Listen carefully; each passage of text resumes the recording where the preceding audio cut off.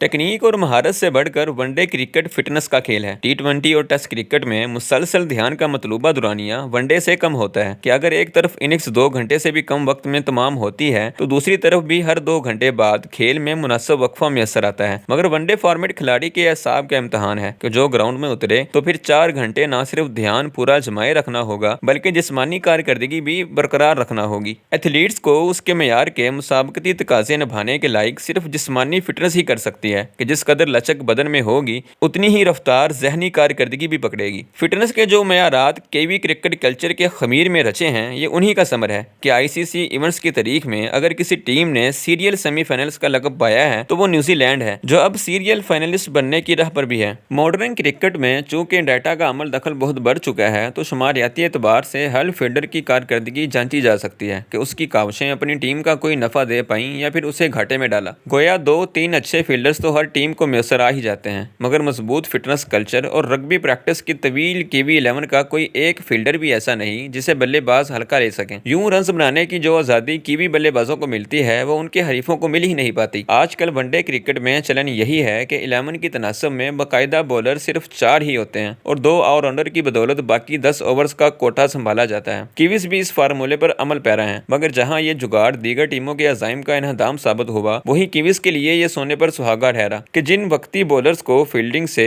गैलिन Phillips, Daryl Mitchell, Kane Williamson और Tom Latham जैसे महफूज हाथों की यकीन दहानी मैसर हो तो फिर उन्हें कुछ अलग सोचने की जरूरत ही कहाँ रहती है। टी20 के अफराद ने बल्लेबाजों की नफ्सियात बदल दी है। रन्स का बहाव जरा रुके तो बल्लेबाज बेचैन हो जाते हैं और बंद तोड़ने को वो चाल चलने पर मजबूर हो जाते हैं जो उनकी कुव्वत नहीं होती मगर हालात का तकाजा बन चुकी होती है। मिचेल सेंटर्स भी बल्लेबाजों की इस नफ्सियात का फायदा उठाते हैं। जूं जूं उनके फील्डर्स बल्लेबाजों को डॉट बॉल प्रेशर से महबूस करते जाते हैं तू वो गेंद की रफ्तार घटाते जाते हैं। जैसे ही बल्लेबाज लंबे शॉट्स खोजता है तो झट से खताओं के इम्कान भी उमड़ आते हैं। जनूबी अफ्रीकी थिंक टैंक से पहली गलती तो टीम सिलेक्शन में हुई कि वो उस पिच को समझने से कासर रहे और स्पिन का कोटा बढ़ाने की सबील ना कर पाए। इस पिच पर पेस को इस्तेमाल में लाना मुसीबत को दावा देने से कम ना था लेकिन प्रोटीज ने इन्हसार रबादा, नगदी, यंसेन और मिल्डर पर रखा जबकि रिचन रविंद्रा और केन विलियमसन धीरे धीरे इनिंग्स बढ़ाते गए। एडन मार्कम बस सोचते ही रह गए कि उस साझेदारी का कोई तोड़ लाएं तो भी तो कहां से लाएं।